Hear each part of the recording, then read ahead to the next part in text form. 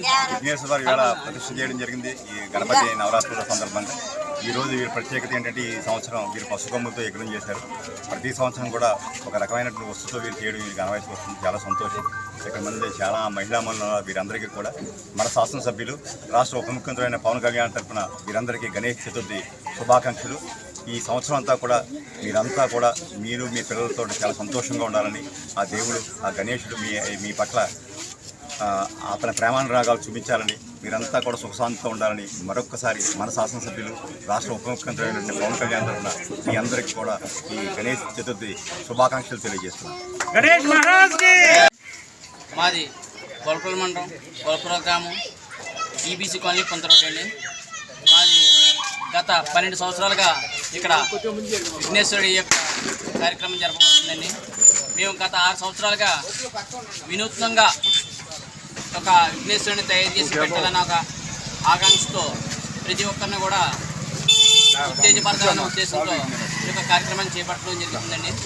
మేము ఈ యొక్క కార్యక్రమాన్ని చేద్దామని నిర్ణయించి మా కమిటీ సభ్యులు నిర్ణయించినప్పుడు కోలా ఈరబాబు గారు వృత్తిరీత్యా ఆయన తాపీ మేస్త్రి అండి.